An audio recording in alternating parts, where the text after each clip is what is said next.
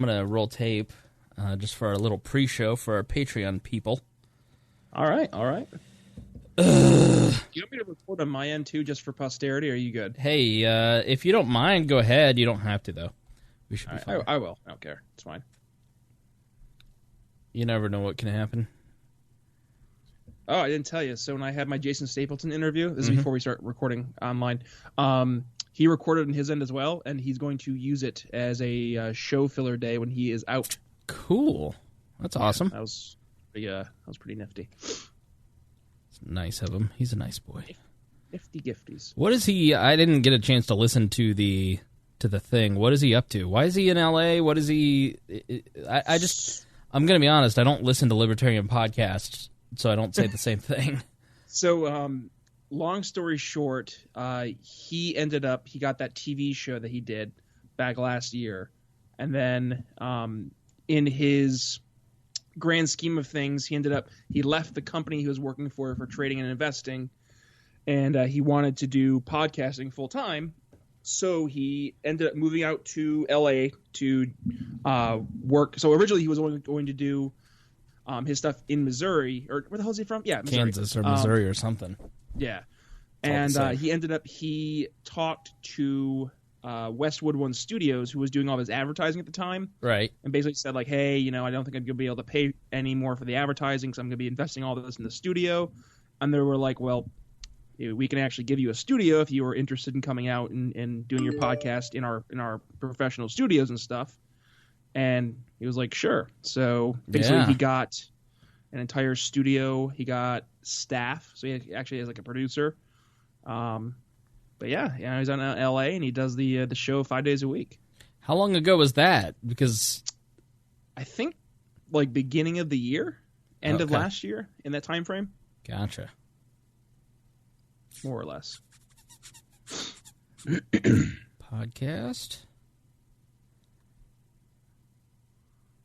edition commercials.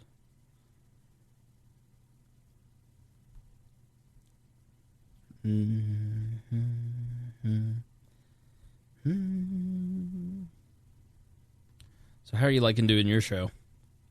Dude, it's been a blast. Like, I mean, the people I've been able to have come on, I'm pretty pumped about that.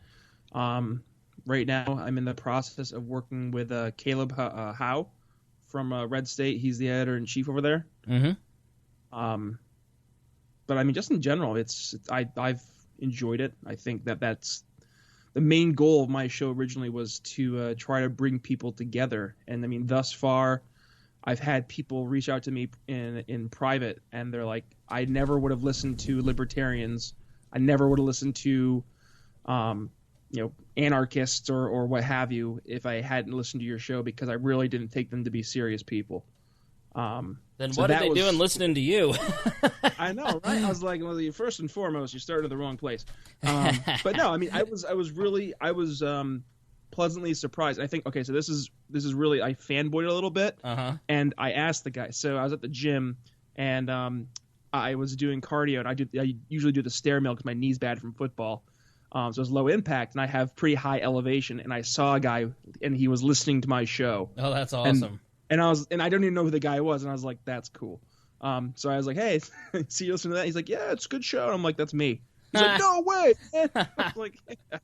So that was a pretty cool, like. God, you wonder how do these people find you? Because it's such a small sample size for somebody like right there in your town.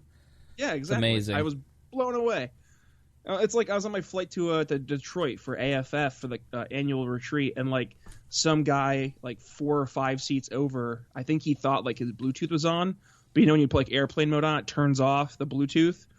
So he started playing his podcast. He's listening to it was Ben Shapiro, and I was like, huh, these people are like that listen to these shows. They're more out and about than you would think. But yeah. I mean, Shapiro show's growing like crazy. Well, he just got a deal with Westwood too, and so he's actually on air now. So yeah, like he's actually syndicated. Yeah, he gets 500,000 downloads a day. That's insane. I know. That's absolutely insane. Couldn't even imagine. So you want to have your mind blown. How much would you guess an ad read on Rogan costs? An ad read for just one read? Yep. One read, one episode. What, like, if I say $1,000, is that way too much? $25,000 for one ad read? Yes. That's insanity. I know. Well, he's like in the top 4 of all podcasts.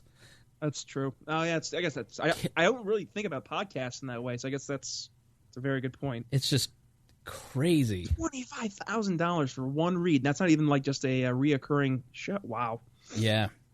It's a good business to be in.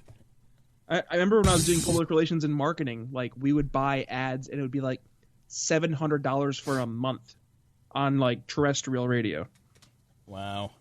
$25,000 for just one ad read. How long? Like 30 seconds, a minute? For Rogan? Yeah. He just kind of goes. He just kind of goes. Because they know whatever he says, their people are going to listen to. And I skip the first 8 minutes anyways. Yeah, good point.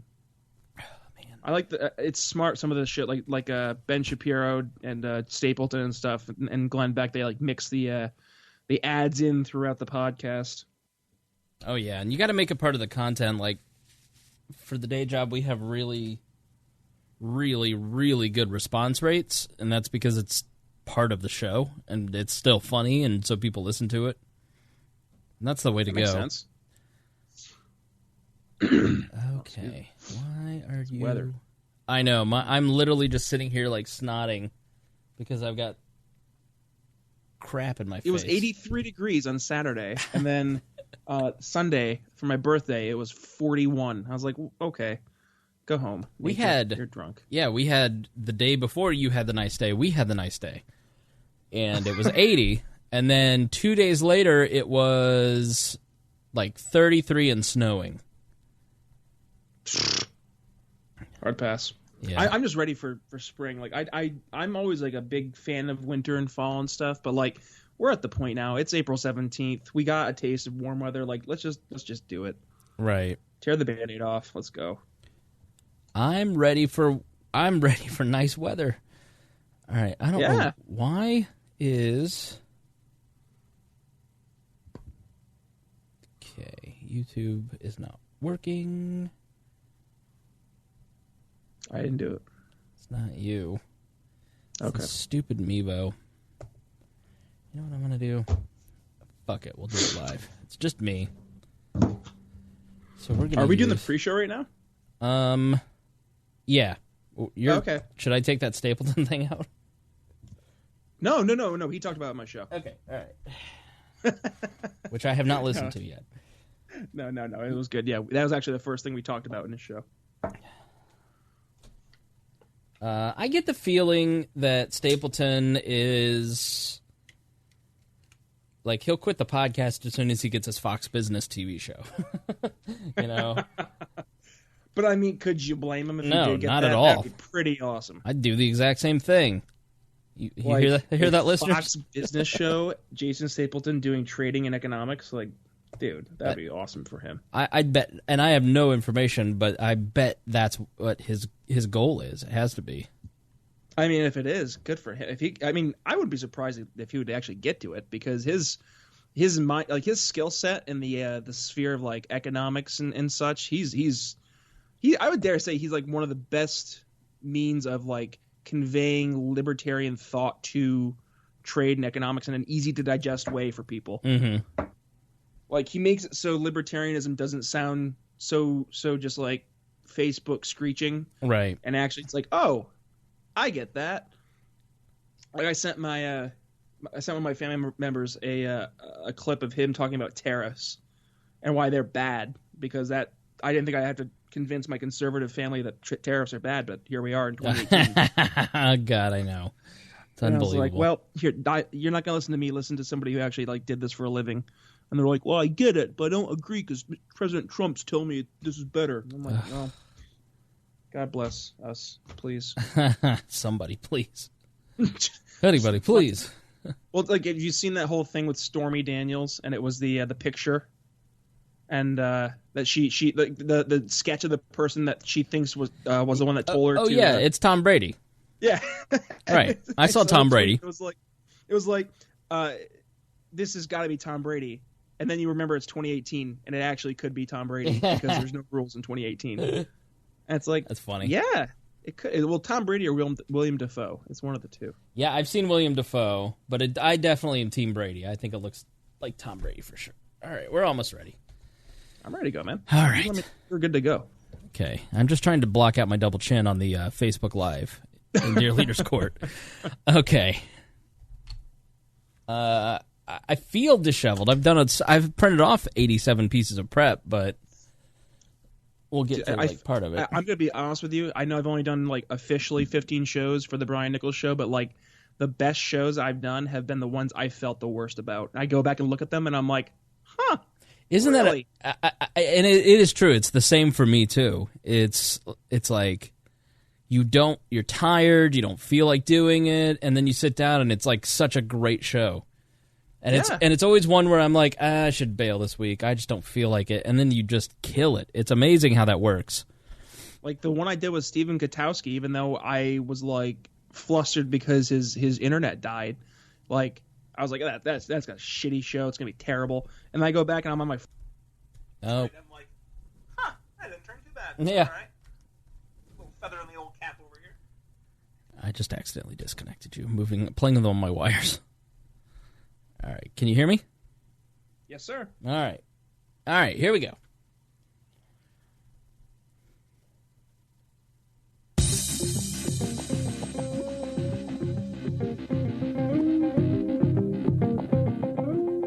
Welcome to We Are Libertarians. I am your host, Chris Spangle. We bring you all of the irreverence modern politics deserves while putting people before political parties. We examine current events from a libertarian perspective with the goal of leaving you better informed. Please be sure to rate us and review us on iTunes. That's really important. That tells iTunes that we're a show that you like, and that will put us up at the top of the charts. Like us on Facebook, subscribe on Patreon at WeareLibertarians.com. In exchange for supporting our program, we give you all kinds of bonus content and free stuff. This show is crowdsourced, so you can send us news with the hashtag WALNews, or in our Facebook group and Discord channel, which you can find at WeareLibertarians.com. We're always taking your questions and comments via email at editor@WeareLibertarians.com. Please be warned that this show is raw, unedited, authentic, so the language is sometimes strong and offensive. Oops, that was a hard cut. See, I'm experimenting, Brian Nichols, with live intros this episode. I got a cool new device called the Stream Deck, thanks to Craig DeCosta. For he I think it was a Valentine's Day gift. We're in love, and so I'm not good at it yet, but we'll get there together. You, me, and Harry when he's here. Brian, how are you doing? I'm doing good. I was just speaking when we were doing the pre-show. Like we went from 80 some odd degrees on Saturday, and it's like 40 degrees and miserable now. And I just want this weather to decide if it's spring or not. But otherwise, I mean, besides sounding like I'm a prepubescent teenager, I'm doing pretty good. Do you have allergies? Oh, I have terrible allergies. I was one of those kids back when I was growing up where I'd have to get weekly allergy shots, one in each arm, for like a year and a half, and I hated it. I hated everything about it. Wow, that is intense. And it did, I mean, I'm sure it did something to help it. I just don't feel it nowadays because I'm an old, like, really just depressed person when it comes to this kind of weather, because I'm like, I always feel like I get sick. So, I mean, I'm sure if I didn't have them, it'd be a lot worse. But hey, I can't complain. I mean, I'm in the city of brotherly love, right? So 2 years ago, I was sitting on my back porch, and I was reading on vacation in July, and then all of a sudden it felt like something was attacking me in the face. And I went inside, and I was like, what was that? Was that allergies? And then all of a sudden, I've had allergies ever since. So I have... my best friend is Claritin D in this season. You got slapped in the face with allergies. Just all of a sudden, you caught the allergies. All right, so many of you are asking in the live chat for our Patreon subscribers, where's Harry? Fear not, Harry has not been kicked off the show. I have not fired Harry. Harry has not quit. Harry is being a dad tonight and helping his lovely wife and daughter, so he will be here Thursday along, well, I haven't actually asked that person that are coming on, so I won't tease them, but Harry will be here Thursday for the Thursday show. With me is Brian Nichols, who has the hottest new podcast on the We Are Libertarians network, The Brian Nichols Show. And Brian, it's going really well, isn't it? Yeah, I mean, so far we're 15 episodes in, and I'm really surprised at the positive feedback that we've gotten. So, I mean, for those of you who haven't had the chance to listen to the show yet, so basically the entire premise of The Brian Nichols Show is to educate, enlighten, and inform, with the main goal of bringing people in from all different means of political thought, philosophy, and the likes, and to really come together, have real conversations. And even if we don't necessarily come away agreeing with each other, it's important for us to try to understand where the other side is coming from, because the reality is that we're never going to see 100% perfect world where our ideas are 100% represented.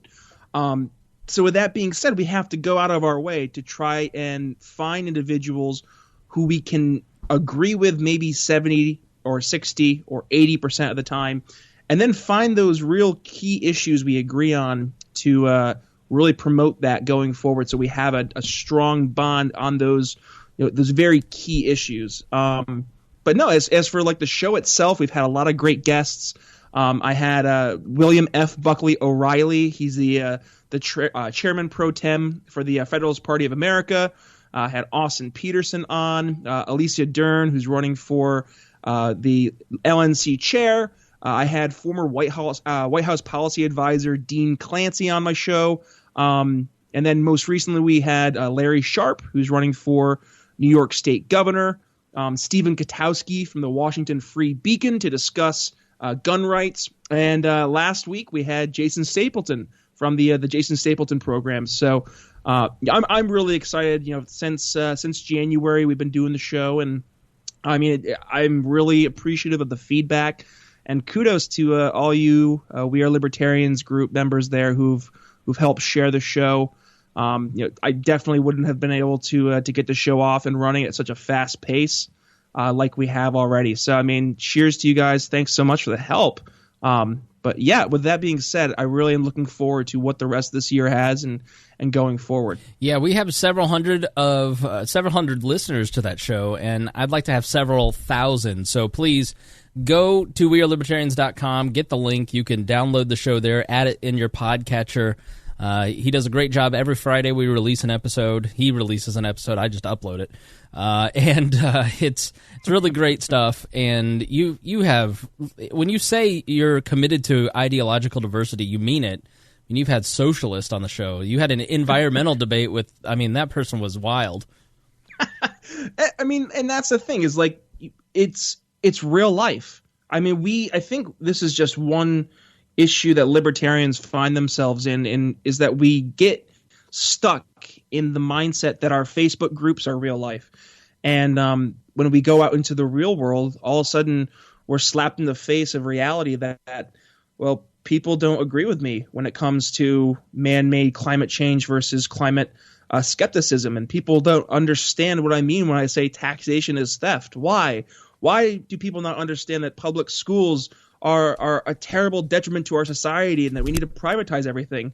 And the reality is because a lot of people just they've never experienced a position like that's presented to them in an intellectual / easy to digest manner. So, I mean, that's why I wanted that show to take place, because I think that having those real conversations and making it more comfortable for us to understand where the other side's coming from. So when we have those discussions, we don't look at those people like aliens and be like, where are they coming from? Why don't they understand when I say I'm talking about Mises and Hayek and they don't understand what I'm talking about? Why?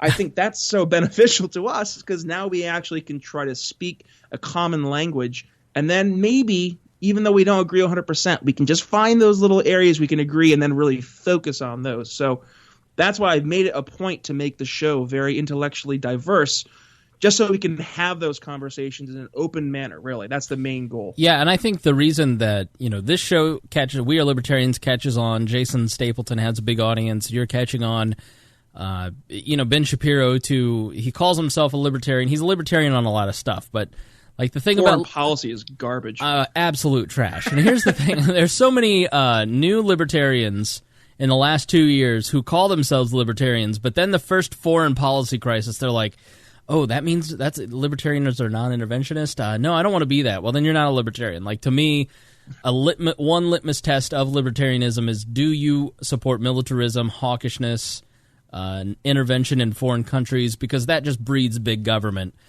which we'll talk about Syria in a moment. But it is funny to see all the young, like Gen Z, college-age libertarian groups start fighting with each other because, you know, like Turning Point USA, they all came out for the strikes in Syria, and then all these young libertarians who haven't been in the movement that long are like, wait a minute, you're not libertarian? It's like, yeah, conservatives and Republicans are conservatives and Republicans. Just because they say they're libertarian, their policies are not. So you have to be really careful. But it is interesting to see all these new libertarians pop up. But my point, the reason I think that a lot of these shows are catching on is because we're relevant. You know, this show is highly relevant. I love Ben Shapiro because he talks about that day's news, and you get a perspective. Like, I think his James Comey breakdown was incredibly ridiculous, which I'll break down elsewhere. But we're covering stuff that people are talking about, and I look at a lot of the feeds of other libertarian podcasts, and I don't say this to bash them. I say this like, please understand that if you record a month in advance, like, your content's going to be stale and your numbers are going to go down. Like, people want to know, how do I explain this to my friends? And I think you do a great job of that. Jason does a great job of that. I don't listen to a lot of libertarian podcasts just because I don't want to. I'm usually listening to, like, Council on Foreign Relations events or Cato Institute events or, like, these long 2-hour boring subjects. So I just don't have a lot of time to fit other shows in. But yeah, kudos to you. You're doing a great job with it. Speaking of the news cycle, I'm going to start recording more shows in the Chris Spangle Show feed. I broke down the Paul Ryan retirement and about 20 minutes breaking that down. If you're a libertarian, what do you care about Paul Ryan retiring? Well, I explain why. I also explained the ramifications for the election at the end of the year. But so I recorded this on a Thursday night, or I recorded it early Friday morning. I didn't get a chance to actually put it out till Friday evening. By the time I actually put it out, the news cycle had moved on. Like, I don't know about you, but it's getting insane how fast the news cycle's moving now. Well, I mean, it's because we have such a short attention span as a consumer of the news that, I mean, think about when you go onto any social media platform. You go to Facebook or you go to Twitter. Twitter's my preferred medium just because I find it much more easy to use because I really use that, again, for my own news consumption. And one of the first things I do is I go to the trending portion of Twitter. I just like to see what's happening. I mean, that's how I learned that Lee Ermey died. The guy who was from Full Metal Jacket, the voice from the green toy soldier from Toy Story, people might know. I mean, he passed away. I think it was just this past week, which feels like a month ago now because right. It's just we're so overwhelmed with news. But it's because as consumers, we want to see things in a manner that are easy to digest, that are quick and to the point. And at the same point in time, we want to be informed. I think, and correct me if you feel differently, Chris, but I come to the conclusion that in that type of environment where we're getting news so quickly, we end up not being able to digest the news in a manner that is objective. It seems to be much more of the sexy stuff, and then we move on before we have a chance to really establish what the news really was. Like, what was fact, what was rumor, and before we actually get the real information, we're a week away, and by that point, I mean, a week away in today's news cycle is like it might as well be 4 years. Well, what's that saying that that lies can travel around the world before the truth can get its pants on? And that was like, what, 1980, 1970, and now here we are in 2018 where I can tweet something in Philadelphia, you pick it up in Indiana, you retweet it, someone, like let's say Jason Stapleton in California retweets it, all of a sudden it's across the United States in less than like literally 10 seconds. Well, the great example of that is the Barbara Bush story. Barbara Bush is alive. He is not dead, guys. And so people kept sharing today that Barbara Bush had died, but she's basically on hospice care. So her time, sadly for the Bush family, is limited. And I think she is a total ball buster. But obviously, her time is short, but she's getting picked off left and right by fake news sites. I saw, that's a legitimate fake news story. Like, there's no reason for anybody to post that article that Barbara Bush died except for you to click on it and then click on one of the ads that you see on the sidebar. Mm-hmm. So that's like a legitimate fake news story. Like, Alex Jones is warped opinion. He's not fake news. So I think there's a distinction that we're kind of losing in all of this. But yeah, I'm going to do more of the Chris Spangle shows where it's just me sitting down in front of a microphone because A, I want to practice that, and B, there's a lot of stuff that if I wait until Thursday, we're not going to get to the Comey interview today in depth in the way that I'd like to do it, in a way that I think actually gives you information, for instance. And if I do it Thursday, by the time you listen to it Friday, Saturday, Sunday, Monday-ish, it's going to be so old you won't even listen to it. So I'm going to, instead of overwhelming this feed with more information, I'm going to take some of those and put it in smaller chunks, just as a customer service to you.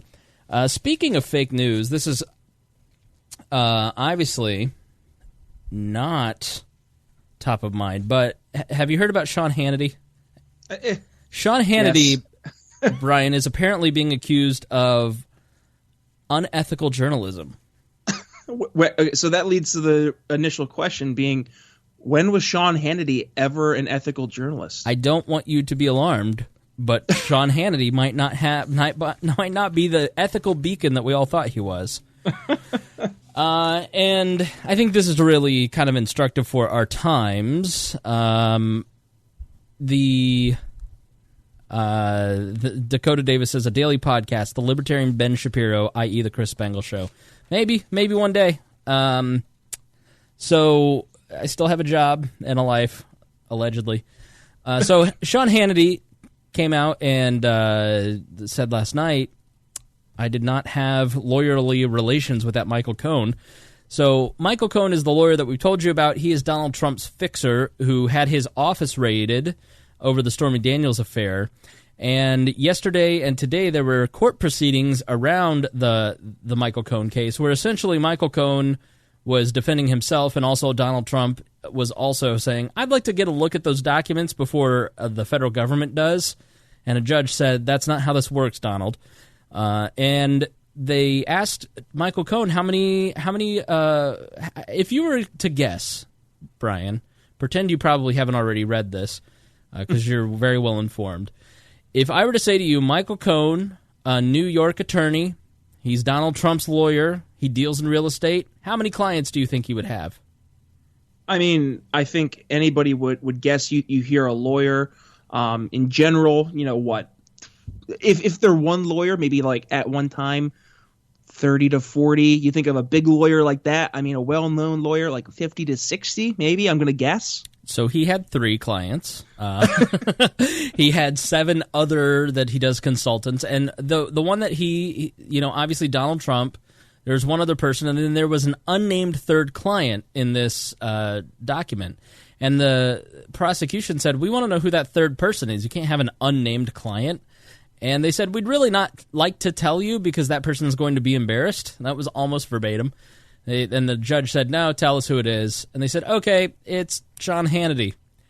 And apparently there were audible gasps in the room because of the horrifying notion that Sean Hannity was using the lawyer of Donald Trump. Apparently that's shocking to people. So Sean Hannity is obviously the ultimate Donald Trump fanboy. And he's been rewarded handsomely in the ratings. He's got 3 million viewers, and everyone else has 1 million. He's the highest paid news talk personality on TV. So sad. Yeah, I know. $36 million a year he makes. Yeah, he's super well paid, as you should be if you've got those ratings. Sean Hannity's kind of the last man standing out of all of a generation of talk radio show hosts and TV show hosts on Fox now. Which is sad because, and you kind of guessed it because Sean was younger, but Sean has always been, in my opinion, the least intellectually deep. As far as talk absolutely. radio guys go, he's definitely been the biggest tool in the drawer. I mean, everything he says, it's all superficial. Right. There's nothing of substance behind what he's saying, so long as it's being echoed back by people who can give him something in return, and usually it's something in return being ratings. Right. I mean, you look at through the entire Tea Party revolution from like 2010 through 2016. I mean, Sean Hannity was like one of the strongest advocates for the entire Tea Party movement. And suddenly in 2015, when Donald Trump becomes the front runner for the GOP nomination for president, who hardly represents any true Tea Party ideals or principles, Hannity jumps in the bandwagon because he's good friends with Trump.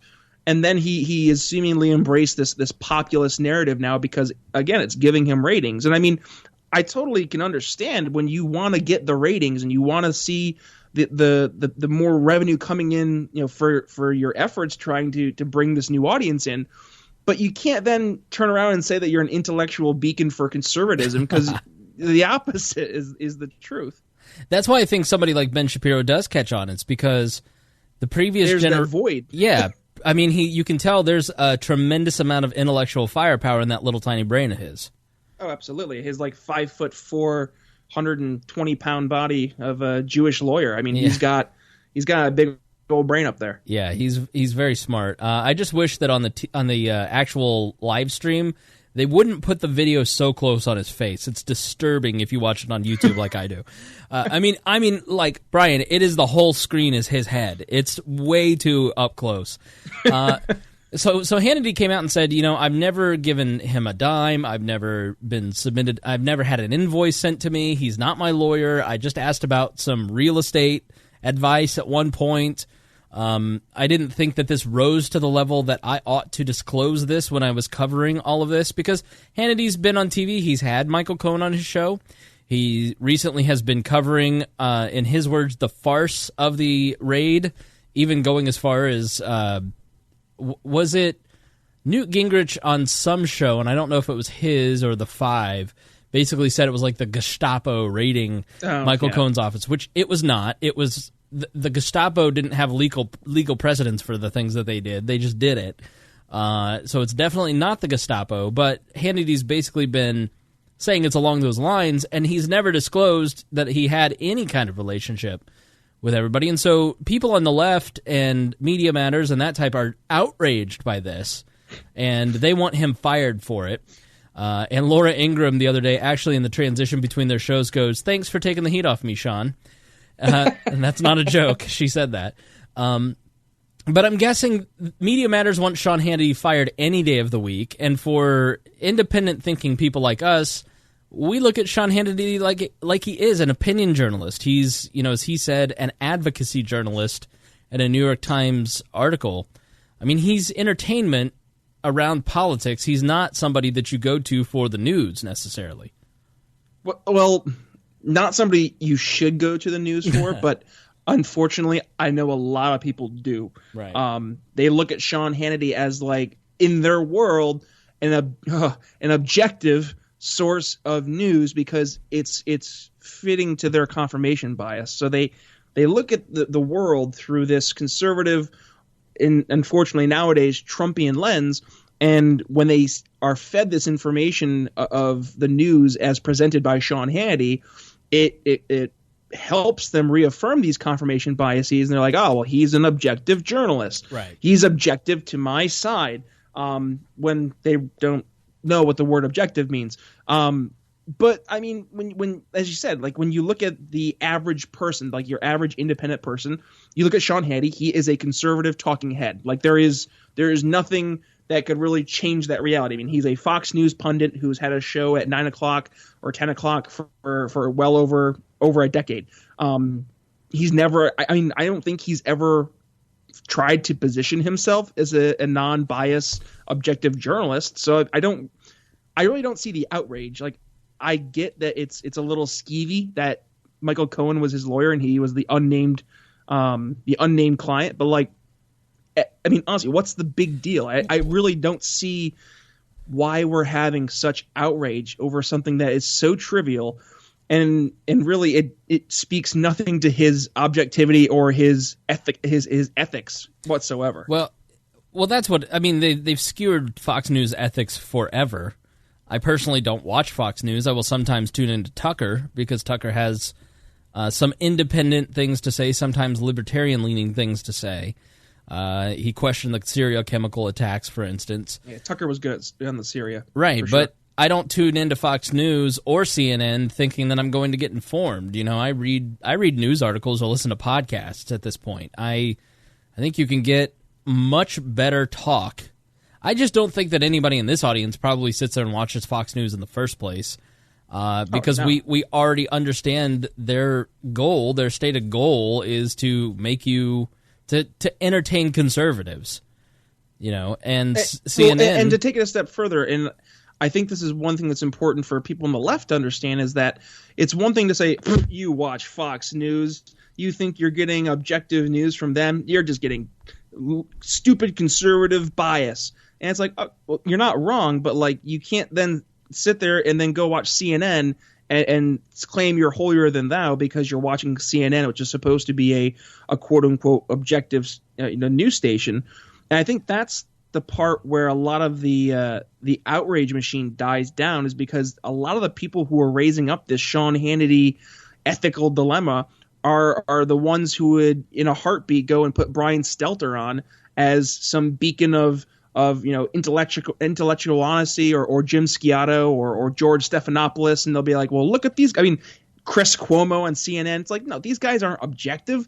They're hardcore leftists who are on a quote unquote independent news station, and they're using that the premise that they are nonpartisan to then push a partisan narrative in a sneaky way, which I think is actually worse than what Fox is doing, because Fox has gotten to the point they don't even pretend to not be conservative, but CNN pretends to be objective when they're quite the opposite.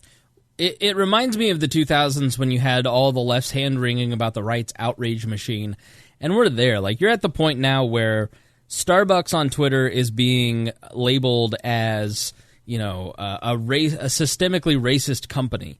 You've got Bernie Sanders, who says the truth on the 50th anniversary of MLK's death, which is that Barack Obama didn't do enough for down-ballot candidates in the Democratic Party.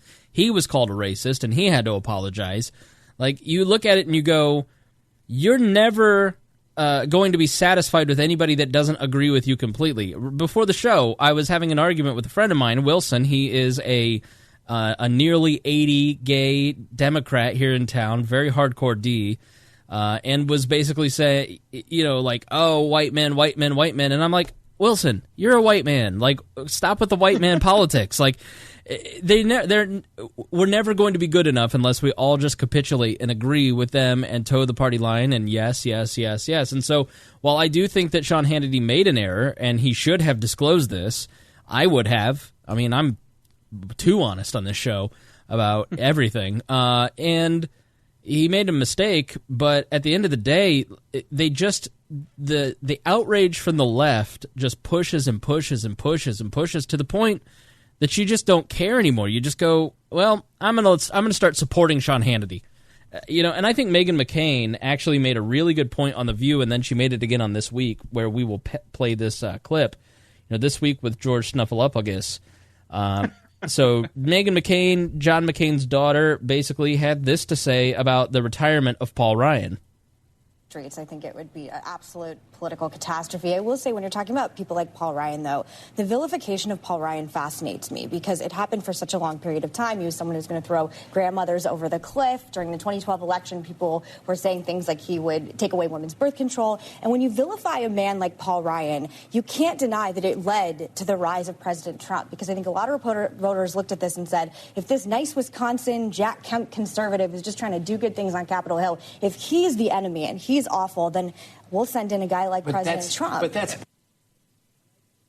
Sorry, my mic was off. I think that is a very astute observation, and one that we've made on the show here in the past. When the binders full of women thing is being mocked, and Mitt Romney is being mocked, and he hates women, and he's a misogynist, and Paul Ryan is a racist, then you just go, and now we're to the point that Bernie Sanders is a racist and Starbucks is racist. You just go, okay, I've had enough. Here's the torture button. So 2 things. Number 1, literally as we're on air, Barbara Bush died. So that did happen just now. That's too bad. Yeah. So everything we just said about her not being dead, we're wrong. She's passed So away. We're not fake news. 92 years old. Obviously, a wonderful love story with her husband, George H.W. Bush, who killed Kennedy. But more on that in a different episode. Yes. But no, when you look at going to what Meghan McCain was saying about Paul Ryan, I usually don't agree with her politics. I mean, she's kind of come sort of out as libertarian-ish in some regards, much different than her father, except for his foreign policy. But her point that she made about Paul Ryan, how vilified he's been, I mean, she's quite literally pointing out the exact reason that we have Trump right now, and the exact reason why there is such a polar dichotomy in the political specter in our country. Because when you look at how the media approach the likes of a George W. Bush or a John McCain or a Mitt Romney or a Paul Ryan, I mean, they labeled them as the almost, I mean, I dare say like Antichrist level of, they're, like she said, pushing grandma off a cliff, or Mitt Romney saying, 48% of Americans will never vote for a Republican because they're, dependent on government. And they make these, dare I say, moderate to independent-leaning Republicans to be monsters, and then they get a guy like Trump, who literally is the most bombastic, non-principled populist candidate that the GOP's had in decades, and they try to use the exact same tactics against Trump. The problem is that we look at how they treated Mitt Romney and how they treated Paul Ryan, and we're like, no, okay. Like you've lost your standing. You've lost the high ground to make your arguments because you've lambasted these. I would say they're decent people in their personal lives. That you can't use these same arguments against Donald Trump because you've wasted your argument that you've made in the first place. So I would say that, by and large, most libertarians, especially libertarian men, who I'm speaking about specifically here, libertarians think about politics. You don't become a libertarian because it's like the cool hip thing and you're going to win. You become a libertarian because you've thought about politics, you've thought about issues of equality and justice, and it's not just about lower taxes. But, I mean, for me, fixing inequality and achieving equality and correcting injustice, correcting things like ending the drug war to end the annihilation of the black community. Somebody who I do believe that white privilege exists at some level. Do I think that you need to use massive government programs to fix it? No. But I think when you have 100% of every black friend that you have and every black public figure ever alive today basically saying, yeah, I get treated pretty poorly by some people, like, It does exist. There are people who are in the white identity group who treat people of minority classes with racism and bigotry, and they do have that motivation. There is no denial that exists. Look at our policing system. Look at our criminal justice system. That is a very real problem that our society has to fix. It's a complete injustice that the black community is being annihilated by drug laws. It was set out to do that, according to Ehrlichman, who was Nixon's chief of staff, who flat out said we wanted to criminalize being black and criminalize being a hippie so we could win the 72 election. And look where we're at with the drug war.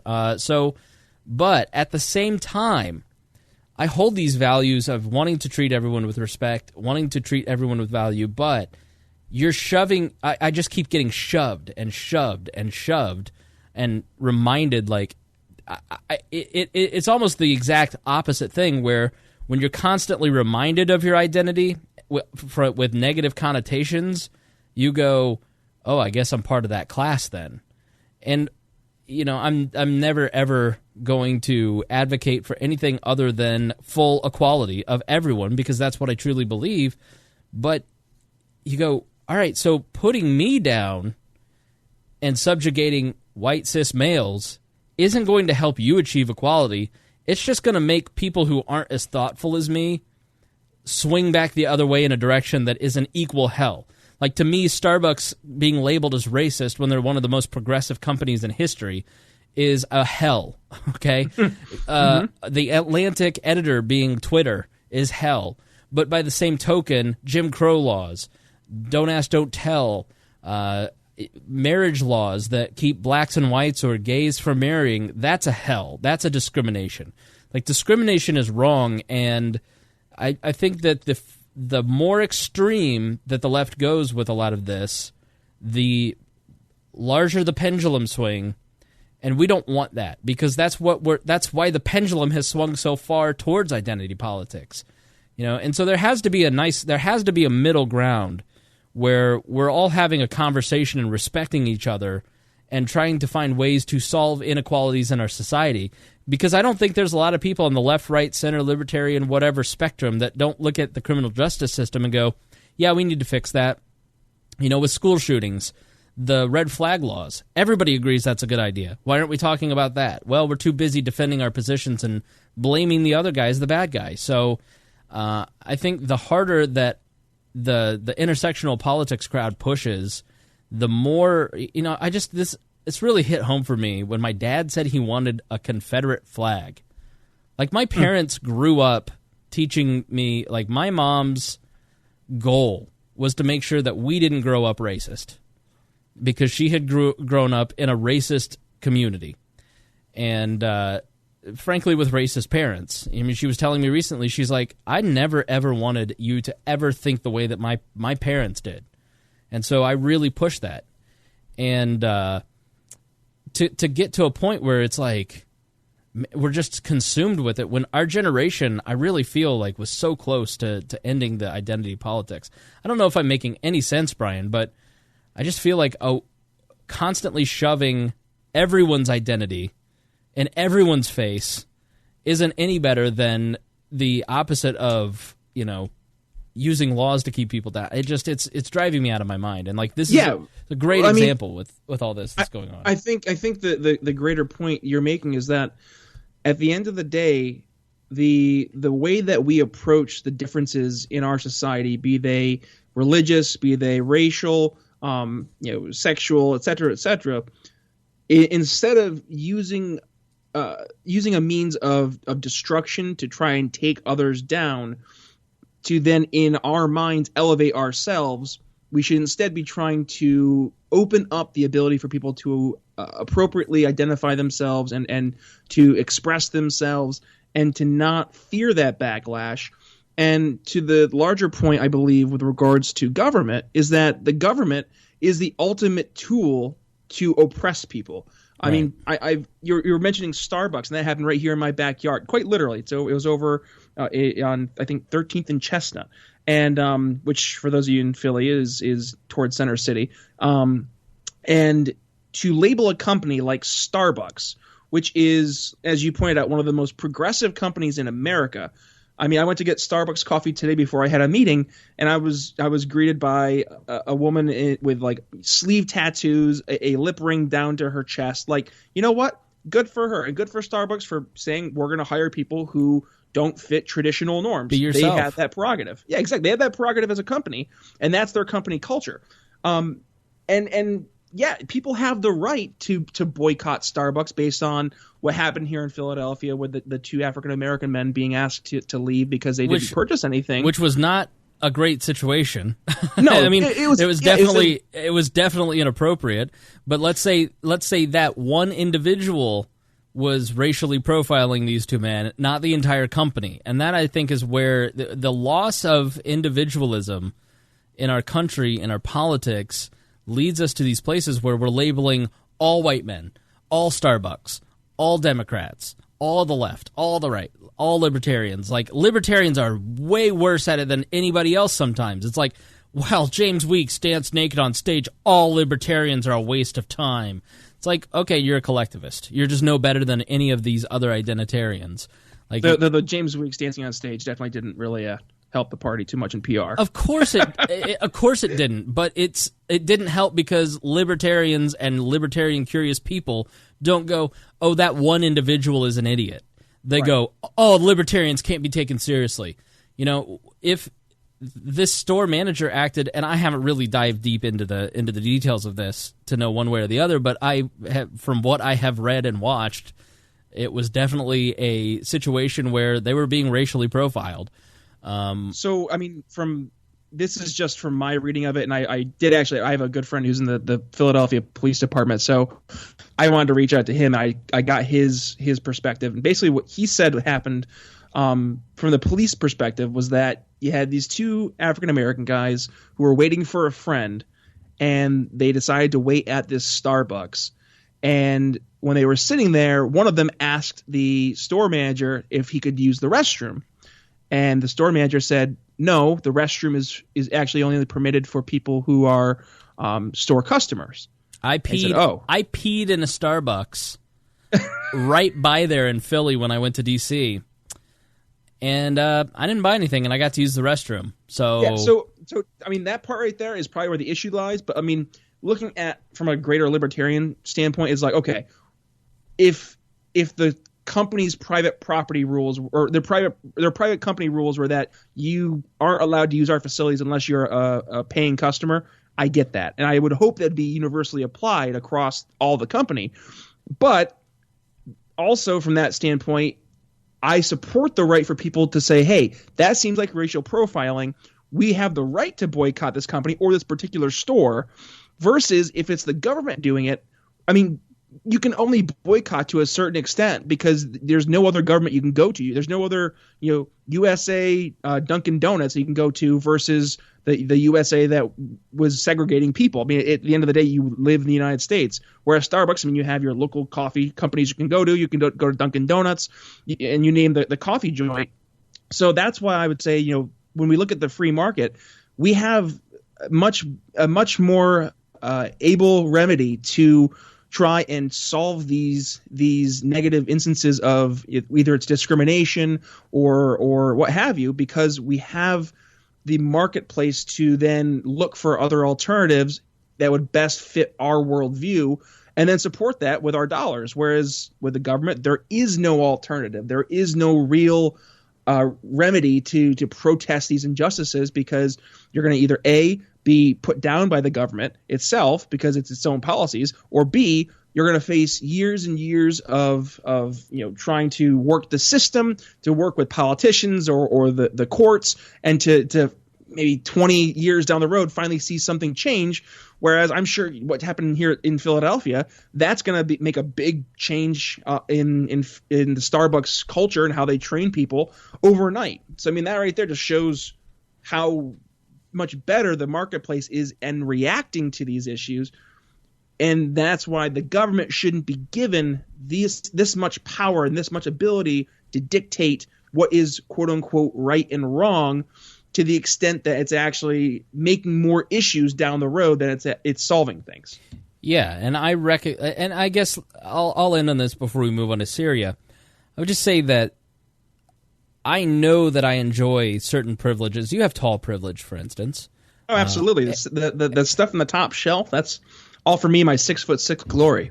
I'll tell the story about you on the treadmill or on the stair stepper. Your tall privilege caught you a listener. Yeah, I did. So I was actually telling Chris beforehand, for the behind the scenes listeners here, that I was at my gym, and I used the stair mill because I used to play football back when I was growing up, and I had pretty bad knee injury. So like running on a treadmill and stuff, it hurts my knee. So I do low impact on the stair mill, and stair mills are pretty high up. But add that with my 6'6" Sasquatch stature, and I'm looking out over the gym. I see this guy sitting at a bench, and he's like looking on his phone, and I saw him watching the Brian Nichols, or he had like the Brian Nichols Show podcast pulled up, and I saw my logo. I was like, no way. So I ended up, when I finished up my workout, I went over to him and I was like, I see you're listening to the Brian Nichols Show? And he goes, yeah, I am. It's a good show. And I was like, yeah, I know. That's me. And he's like, what? No way. And I was like, what are the odds that here at my random gym over in Greater Philadelphia that I'm going to find some dude that actually listened to my show? But yeah, we chatted for a little bit, and then he went on his way. And That's my tall privilege. I mean, Yeah. That's something that I have to live with every day, being a tall man, being able to see things that you shorties don't get to see. Yeah, I think everybody has some level of privilege. I mean, for certain things, it's like everybody has some level of intelligence for something. I'm terrible at math, but there are CPAs, hopefully some that I can call between midnight and now to file my taxes. I am functionally illiterate when it comes to math. Okay, but I'm right there with you. yeah, but when it comes to talking politics, I'm good at that kind of stuff. But I do recognize that I have had advantages that a lot of other people have not, and I feel that it is part of my responsibility, somebody who does have the ability to speak out, who did get a head start, because of the family that I was born into, because of the color of my skin, and we didn't have 400 years of slavery. It is part of my duty to speak out, and that's why I do shows like The Cost, for instance. But I want people to be raised up to my level. I'm not. Ta-Nehisi Coates says the only way to solve the problem is to tear down every bit of whiteness in our culture. And brother, that ain't gonna happen. That's just not gonna happen. You're never gonna get what does that even mean? It's so abstract, and that's the kind of stuff that the Twitterati crowd comes up with. That you just go, okay, well, all you're doing is being condescending, and it's never going to work. And so I just find the Starbucks debate, and I just go, man, we are we are headed for hell if we continue down this path. But Brian, I think maybe the solution is a few good gas attacks on the United States, because you watch these clips of Syria with the gas attacks, and you go, okay, that's real injustice. That's not getting let into a bathroom. It's not appropriate to, I got into the bathroom and that guy didn't get into the bathroom. Let's say all things were equal and it is because of the color of his skin. That's wrong. Okay? But you didn't get into a bathroom. You didn't get gassed by your government. And I think doing this program and really diving deep the last 6 months especially, when you study other cultures, you study how the rest of the world lives, and you see the things that they go through, you realize how incredibly privileged every person is to live in the United States. And Syria is a tragedy of unimaginable scales. 500,000 people have died in a country of 25 million. I think it's 3 to 5 million refugees have left the country. Last weekend, as we told you in the last episode, there were 40 people were killed in Damascus suburb, Damascus being the capital of Syria. And over the weekend, the United States and its allies in France and Britain struck Syria and struck Assad. Let me find my actual articles, because I was so busy pissing off all my listeners by saying we have white privilege. I'm going to get hate mail on that. You can write me at editor@weirdlibertarians.com. I'd love to hear your opinion. I'm sure all of you are mad at me because I didn't say what Steven Crowder said. That's the route. You got to be you can't be truthful and acknowledge that you do have certain benefits because of certain parts of your melanin. You can't say that without making your audience mad, because they listen to Steven Crowder, and you're supposed to say it's all stupid, which a lot of it is. But it's still more complex. I will say, though, I mean, and this kind of goes, I mean to keep on going back to my show, but Steven Crowder has his place. And I mean, there are things that we as libertarians can agree with on Steven Crowder, but that doesn't mean we should agree with him 100% of the time. And that doesn't mean that we should agree with Ben Shapiro 100% of the time, or Dave Rubin. I mean, you go through whatever person you want to name. Just because we agree with them 80% of the time and we don't agree with them 100% of the time doesn't mean we take them either as gospel or as something that we just consider to be nonsense. We have to take everything with a grain of salt and try to digest it objectively. Well, I just don't. I think it's categorically undeniable when you study generational trauma and you study the effects of 600 years of law against a certain community. Of course, they're going to be in a certain socioeconomic status. We have to correct those laws, and we have to be cognizant of our own biases. And I feel like the identity politics and some of that has been good for that, because we wake up and, the Me Too stuff is a great example. Okay, how am I treating women? I never thought of it that way. Right. There are certain parts of Me Too that are very beneficial. There are other parts of Me Too that are not. But it's just like the concept of white privilege. I think there definitely are parts of it that are true, but it's like, what's the solution here? Well, be cognizant of how you're voting and who you're voting in. You don't want to vote in a Jeff Sessions because Jeff Sessions is going to make it worse. And so that's really where I think if you just acknowledge that, or I think white people, especially at this point, are so afraid to say racism exists because they've just been punched in the face so many times for the last 10 years that they go, and I'm not even going to address it. The racism doesn't exist. Get out of my face. And that's not good. That's not the conversation you want to have. And I feel like we're heading down that line, down that road. And that's the same with Me Too. You don't want to give women less opportunities because of Me Too.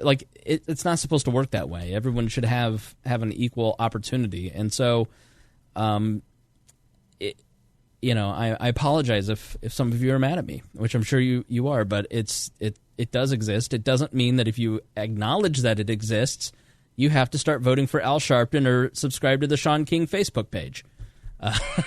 Sean King, the whitest black man ever. Talcum X is the greatest nickname in the history of politics. Talcum X, I haven't heard that one. I like that. Yeah, it's very funny. All right, so on to Syria. So the United States, Britain, and France launched more than 100 missiles at 3 chemical weapons storage and research facilities near Damascus. My God. Damascus and Homs, officials told reporters. And Donald Trump went on Twitter and said, a perfectly executed strike last night. Thank you to France and the United Kingdom for their wisdom and the power of their fine military. Could not have had a better result. Mission accomplished. Okay. Some of you, if you're older, may remember the mission accomplished phrase when George Bush in 2003 landed on an aircraft carrier in a flight suit. The President of the United States got in a fighter jet, in a flight suit, landed on an aircraft carrier, walked out of the plane, walked up to the podium in front of a banner that said mission accomplished, and declared the war over, despite having tens of thousands of troops still in the country. It was the ballsiest thing you've ever seen a president, and he got excoriated for it, as he probably should have. I mean, it was just... Yeah, rightfully so. It was so arrogant. It was just it was really kind of the height of W's arrogance, and it was just not good. So Donald Trump came out the next day and said, I meant to say that. It's a great phrase. It's time to bring it back. It's time to bring it back from where? He's just such a troll. So the strikes before dawn Saturday in Syria, which came in retaliation for a suspected chemical attack on civilians a week ago, were the second in just over a year that Mr. Trump had sent missiles crashing into Syria. The Pentagon provided no immediate evidence that the sites were producing the substances covered by the 2013 agreement between Russia and the U.S. to eliminate. So, I'm tripping over my tongue tonight, but essentially, the Pentagon can't prove that those weapon sites had anything to do with any of the current gassings, nor can they prove that they were producing any of the banned weapons covered by a 2013 agreement with Russia, Syria, and several other countries. Defense Secretary Jim Mattis said on Friday the American government was confident that Syrian forces had used chlorine in the deadly attack, but did not provide any evidence. It's almost like those who don't learn from history are condemned to repeat it. Right. And I say that twofold because in the late, or I guess in the early 2000s, we had this exact same situation with regards to the war in Iraq, where we were told that Saddam Hussein not only had weapons of mass destruction, but was using them against his own people, which was later found to be, I don't want to say not true, but not proven. And then just last year, I mean, literally just last year, we had this exact same thing happen where allegedly we had Assad launching that'd be 10 times worse and very obvious to prove, launching chemical weapon attacks on his own people. So he did targeted airstrikes on the Syrian, I think it was their air force bases. And turns out in February of 2017, Mattis comes out and says, well, yeah, we actually don't have any proof. that Assad used chemical weapons against his own people. And it's like, really? Here we are now, April 2018, and we're singing the exact same tune, and we're wondering why it's not sounding any different. I mean, I'm not a big fan of Tucker Carlson most of the time, because I do think he tends to use a lot of straw man arguments, and he uses a lot of platitudes when he's doing his little takedowns of his guests. But those are usually fun to watch. I will admit. It's sort of like Ben Shapiro constructs the left, and he's always arguing against the left, and it's sort of like he creates like this inflexible monolith of the left that Ben Shapiro is always arguing against, and you're like, you have to be careful when you're listening to Shapiro, because and a lot of these conservative talkers, and the other side does it too, believe me, where they're just concocting arguments out of thin air from the left, you know. Right. So, but anyways, Tucker was talking about the Syria. Tucker was talking about Syria, and I mean, he got eviscerated on Twitter and on Facebook and other social media, because he basically came out and he said, like, number one, we don't have proof that Assad used weapons against his own people, number one. But number two, it doesn't make sense. There's nothing about this situation that makes any rational sense. So I went to school for political science, and I focused in American government, and I also did take some courses in regards to international relations. And we actually do an international relations, like it's almost like a lab, if you will, where we play a gigantic game of Risk. And it's like Risk times 1,000, because you have all these various external forces. Or, like, you'll create terrorists, and you'll create the United Nations. And like in your game theory of this playing out, like you look at for the idea of rational actors. And I look at Assad, in everything he's done since the Syria civil war, he has been a rational actor. He has been trying to maintain his power in an effective way that will create not only his stability in the homeland, but also on a form of international legitimacy. And you look at where he was just this past few weeks. He had the United States saying they were going to be pulling out of Syria. You have pretty much the international community starting to I would dare say accept the fact that Assad is going to be the president of Syria going forward. And then all of a sudden he's going to come out of nowhere and do a gas attack on his civilians. Like, there is nothing in that has any sense of logic or reality whatsoever, based on the fact that he is a rational actor. So that's where, I mean, and Tucker brought this up, and he went through it much more eloquently than I did. But that's the thing that we have to consider is, like, I understand we want to do, quote unquote, do the right thing. We want to stop these atrocities from happening. But you can't stop an atrocity from happening when you're going after the wrong person who didn't do it. And in fact, what your actions are doing might make things worse. Right. So let me present the opposite of that argument, because no, I'm right. You don't have to do it. It's okay. And let me say, I completely see that side, and I made that argument in the last episode.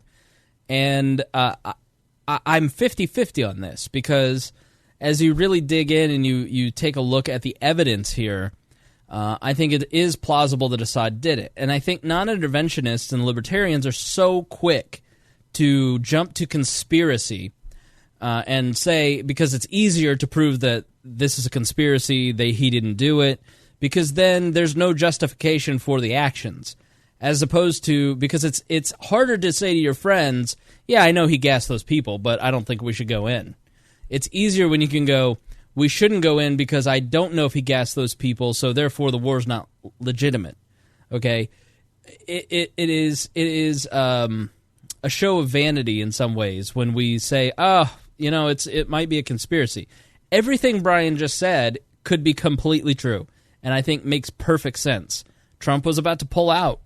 He said he was leaving. Why would he do something that would keep him there when he knows, based on 2013 and last year, based on last year especially, Trump will bomb him? Okay, so the first piece of evidence is the fact that the OCW, the United Nations group, I think it's the Office of Chemical Weapons, isn't allowed to get into Syria and inspect the sites. And so Russia and Assad are blocking entrance to the site where the actual gas attack occurred. So if Assad and Russia had nothing to hide, and what they're basically saying, like, America, the United Kingdom, and France rushed to judgment. There was no proof that they did this, and that is true. There is no international proof other than video that said that Assad dropped these weapons because UN inspectors aren't able to actually get to the scene. It is the white hats or rebels who are basically saying Assad did this. So we're taking the word of people on the ground who have a vested interest in their opponent getting bombed. So there isn't a good case to be made that Assad did this. We don't have experts on the ground checking.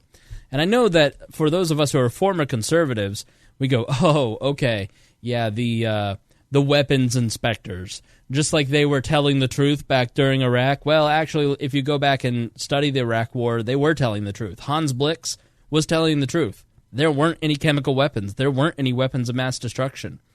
So you need to. I apologize. It's very unprofessional for me to have my phone on. But so we don't know if Assad did it or not.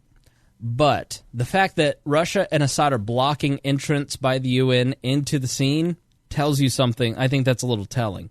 Secondly, there is a case to be made for why Assad would do this. If Assad clears out this rebel stronghold, and if you look at a map of where Assad holds ground, where the rebels hold ground, where ISIS hold ground, where the Kurds hold ground in this, and now where the Turks hold ground in Syria, the rebels and ISIS are rapidly shrinking, and Assad's piece of Syria is rapidly expanding. And so it is a battle for territory in Syria. And so if Assad can drop a chemical weapon, which, you know, he killed 40 people, or if he kills 1,000 people, like in 2013, that's a small price to pay because it's much cheaper for him to drop a weapon, and then 130,000 people exit the city, like happened last week. So we told you last week, 130,000 residents of this area that were gassed left the city. So even though it's now a ghost town, Assad can claim that he took that city, and he can demoralize the other side more and more. And he can, without spending a ton of money and a ton of Russia and Iran's money on bombing the city, which hadn't been all that effective, the chemical weapons act in a much cheaper, quicker, faster way to gain that territory back. So then, okay, what about the consequences? Well, what are the consequences? You had 3 out of your 10 chemical factories bombed, that's right. Several chemical weapons sites and their delivery infrastructures remain unscathed, and by the United States' own admission, Damascus still has the ability to carry out chemical attacks. So based on the last time Donald Trump, quote-unquote, enforced norms, he still had the ability to carry out these attacks. Now he still has the ability to carry out those attacks. So we intervene. We knock out 3 of his 10 chemical weapons sites. We don't hit any of his air bases or any of his airplanes or any of the delivery systems that he would use to drop one of these bombs, one of these chemical weapon bombs, because we know that we might tip the scales. We might accidentally piss off Iran or Russia, or we may tip the scales so far towards the rebels that you could see a resurgence of ISIS. So Assad makes the calculation that if I do this, I can gain the territory quicker, faster, cheaper, but I'm going to lose a couple chemical factories, which weren't even probably producing the chemicals in the first place. Okay, so when you look at it from that frame of reference, you go, all right, I could see why he would take that rational risk. Now, if he did gas these people, what is we as libertarians and non-interventionists go, well, maybe we do have a moral duty to help. No, we don't. And here's why. Because if you go in and you bomb these chemical factories, or you bomb these airstrips, or you bomb these airplanes, and you do this over and over and over a long stretch of period of time, you end up tipping the balance of the Civil War. Now, this is what a lot of foreign policy experts don't like to talk about. And this is the problem with the entire game. Step back from it and look at it and go, this isn't Monopoly. This is human lives being wagered by people who are in Washington dropping bombs. If you nudge this so far that you give an advantage to the rebels, they can reignite the civil war in a very serious way. ISIS can remobilize. Iran and Turkey and Russia flood it with money. Then we start backing more rebels even more, and the entire thing becomes even more inflamed, and more people end up dying. And that's why we're against intervention in these humanitarian crises. It's not that we're unwilling as non-interventionists to intervene. We hate seeing the pictures of children dying on the screen as much as anyone. But we know that military action and intervention tips the scales in one favor or another, which produces more deaths, more gassings, more bombings, and it becomes even more miserable for the people who live in those areas. And so it just doesn't work. And, intervention, military action, war is just like economics. Anytime you intervene, even if you have good intentions, the unintended consequences lead to bad outcomes. And look at Iraq, okay? George Bush had good intentions in Afghanistan, for instance. We beat the Taliban in a month and a half. Did you know that? We've been there for nearly 20 years. We beat the Taliban in a month and a half. But then we decided to move in and take responsibility for rebuilding the country because I don't know why. And then we moved into Iraq, and that just tipped off all of the problems that we have now. If you go back even further, you look at Iran. Why does Iran have a government that's hostile to the United States? You go back to the Shah of Iran. The Shah of Iran, the duly elected people of Iran, was kicked out of the country by the American CIA, and we instituted the Shah of Iran. And then the Shah of Iran was thrown out for Khomeini, Ayatollah Khomeini in the 70s, who was even more radical. And Khomeini was somebody that inspired Osama bin Laden and many of the terrorists in the region, the Wahhabists and the Muslim Brotherhood and people like Osama bin Laden said, okay, secular governments don't have to be the rule. We can have an Islamic republic. Let's fight harder. So just that one move in Iran emboldens the terrorists. And then you have the entire history of intervention. For instance, when we intervened on Saudi Arabia's behalf in the Kuwait War, Saddam Hussein moved into Kuwait, tried to take over Kuwait. Osama bin Laden went to the Crown Prince of Saudi Arabia and said, do not let the Americans into our Holy Land. They will never leave. Let the fighters who just fought the Soviet Republic, the Soviet Union in Afghanistan, fight these guys. Now they were Mujahideen. The Mujahideen. They weren't big enough to fight Saddam Hussein, but the royals in Saudi Arabia allowed the Americans in. We still have 3 air bases there. And that was the main justification for Osama bin Laden's declaration of war on us in 1996. So if you really work backwards through American history, you end up at Truman and the beginning of the Cold War, and that was the launch of military adventurism and interventionism around the world. I would highly recommend a documentary by Oliver Stone called The Secret History of the United States. It's on Netflix. It's a great documentary, and it really talks about the shift from America being a non-interventionist state into an interventionist state, and the Cold War being the justification to build an empire. So this is the reason why I'm against the attacks. It's not because I don't care about the people dying in Syria, Brian. It's that I don't want more people to be killed. Right, and if I may, to those people who make the argument of saying, well, we have to do something to help these poor people being gassed, or they make the argument of, well, if you were back in 1945, would you have gone against Hitler and all the atrocities he did with the Holocaust? And I say, well, you know what? It's not a matter necessarily of if I would have, but if we were going to, then you go to Congress and you declare an official declaration of war through the constitutional methods that we have in place here in America, because That's the reason it's so difficult to go to war, is that it was intentional. We didn't want an executive to be able to just decide willy-nilly that they're going to conduct.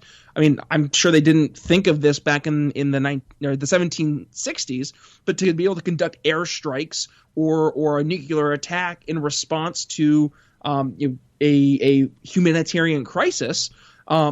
So that's why they made it so difficult to have an executive, being the president, to conduct these military actions, because at the end of the day, we don't want to be involved in these foreign wars. I mean, there's a reason that Washington mentioned to avoid the entangling alliances. There's a reason that Dwight Eisenhower in his farewell address mentioned avoiding the military-industrial complex, because when we have these entangling alliances, when we have the military-industrial complex, we get into the state of perpetual war. And as you pointed out really well there, Chris, is that leads to more and more of these humanitarian crises, which then begs us to come back in and then try to quote unquote solve them again. And it's this never-ending cycle of war, humanitarian crisis, USA fixes. More war, humanitarian crisis, USA comes back to fix. And if we haven't learned since 1945 that has been pretty much the wash, rinse, repeat cycle that we've experienced, I don't know what more evidence we need than what we already have experienced. I mean, to me, it's so obvious, and it's so right there in black and white, that I don't understand how people cannot see that. But I think that's where, as libertarians, we have to bring the libertarian position and present it in a way that's easy to digest and it's easy to understand. And as a manner you just pointed out there, Chris, saying, well, yeah, I'm a libertarian and I don't want to see these bad things happen. And history has shown that it's because of our intervention that these bad things not necessarily have happened, but has helped start the process to make these bad things happen.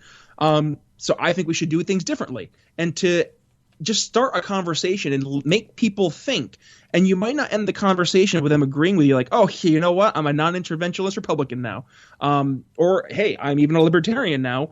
But now when they have these conversations with their more war hawk friends, they're going to start to say, well, that libertarian guy mentioned something a little different, and now I'm thinking about that, and it's kind of the back of my mind, and maybe at night I'm going to go onto Facebook and I'm going to look at some libertarian groups and see what they're saying about this, and maybe I'll go to Google and I'll look up some libertarian thought on foreign policy, and maybe I'll start to educate myself on what he was talking about. And once you start to plant those seeds, I mean, hell, that's how I became a libertarian.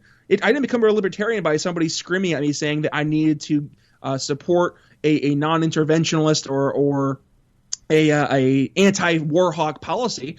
I started people pointing out these little issues that I logically and emotionally had to rectify myself, that led me to say, hey, you know what, this war hawk, this neocon mindset hasn't really been working, and maybe it's going to make me reconsider some of the things I believe. And that's a good thing. And we have to be able to start those conversations with people to make them to start to look inside and to figure out who they really are and what they really believe. And if what they really believe is truly what they believe, or something they've been coerced, if you will, be it through them, the way they grew up and their parents pushing different ideas upon them, or that they've been educated in an educational system that glorifies these U.S. interventions, and that, maybe I was taught things that I was taught because I was supposed to believe a certain way, versus, right, hey, you know what? Maybe I should start to think objectively and for myself and look at things in a truly, open and honest way. So I'm sorry for my tangent, no, but you're fine. I really think that this whole conversation that we're having right now is so important for the non-libertarian to hear, but they will never hear it when it's promoted as libertarians are saying this. It has to be promoted in a way that is easy for them to grasp and to walk away from a conversation not feeling personally attacked, not feeling they've had an entire book of thought shoved down their throat, but to just let them kind of say, okay, I'll look at this on my own. Yeah, I'm reading through. I'm actually listening to the audiobook. I have to listen to a lot of audiobooks because I'm in motion so often that I don't get a lot of time to read. But I'm listening to Sorrows of Empire by Chalmers Johnson, and I would definitely take a look at that. That's a great primer on the origins of the American empire, and how we went from a republic that was fighting against going into World War I and World War II to the place where now we're unconstitutionally striking countries that have no security interest in the United States. Let's go back to the founders and James Madison writing in 1795. And I posted this quote on our Instagram and Facebook today. He writes, "Of all the enemies to public liberty, war is perhaps the most to be dreaded, because it comprises, Brian, it's comprises. And it's not surveillance, it's surveillance. Just a friendly tip for you. It's not that I want to say surveillance, it's that I can't not say surveillance. Of all the enemies to public liberty, war is perhaps the most to be dreaded, because it comprises and develops the germ of every other. War is the parent of armies. From those proceed debts and taxes, and armies and debts and taxes are known to be instruments for bringing the many under the domination of the few. In war, too, the discretionary power of the executive is extended. Its influence in dealing out offices, honors, and emoluments is multiplied, and all the means of seducing the minds are added to the subduing of force of the people. The same malignant aspect in republicanism may be traced to the inequality of fortunes and the opportunities of fraud growing out of a state of war, and in the degeneracy of manners and of morals engendered by both.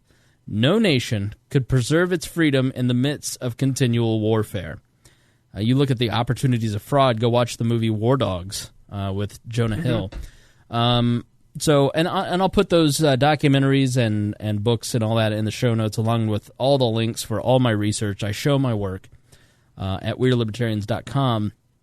But the founders are with us.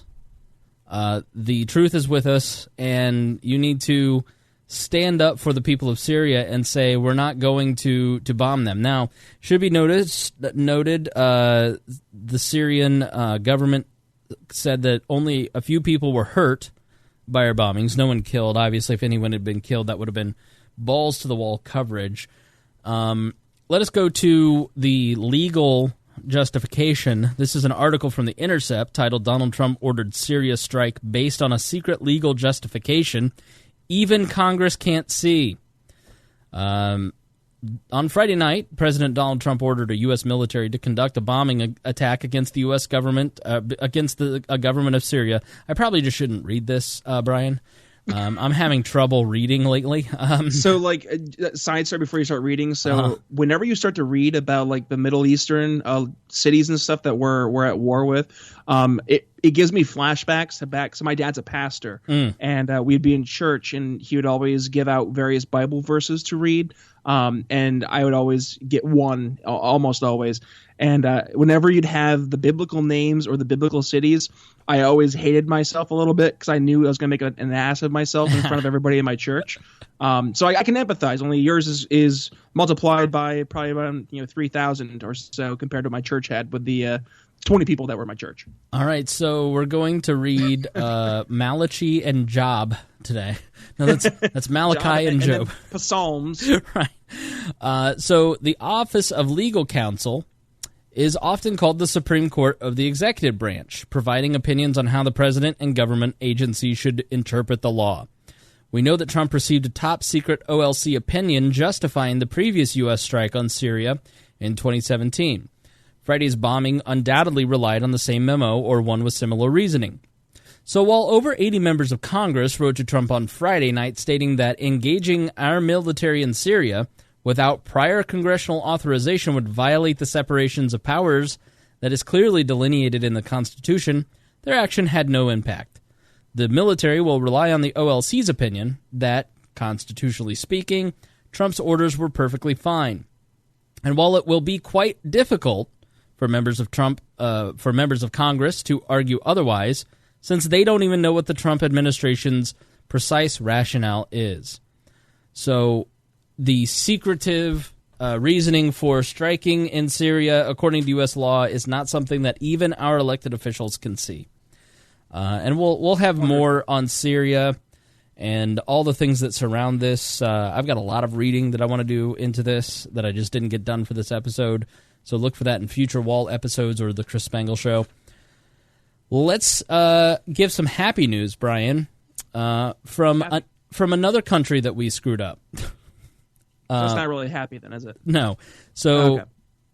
at the beginning of the Cold War and at the ending of the World War II, a young colonel named Dean Rusk, who went on to be Secretary of State in the 70s, was charged with drawing the lines for Korea.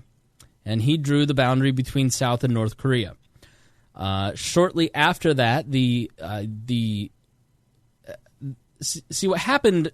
What had happened was, in all of these countries where there had been European colonialism, they had a distaste for capitalism, because capitalism had come in, and you had like the East India Trading Company had the basically the force of government to make people in India and Pakistan and China and Latin America and all these different countries. These companies forced local populations to basically do slave labor and not pay them. And so that's why there's a real distaste for, and then also the governments and the corporations formed by these, allowed by these governments, like the Dutch government, the Netherlands, the British, for instance, the French, Spain, to some extent Portugal. They basically stole the wealth of these third world countries. And so when World War II ended and a new ideology had popped up, and they had seen the growth of the USSR and the communistic thought, many of these people from the 20s, 30s, 40s, and 50s all said, well, we're against capitalism because it raped our country, and we're against Americans and Europeans because they're the ones that did it. So let's hook up with Russia and become communistic countries. And so all of these countries started going with the USSR as satellite states.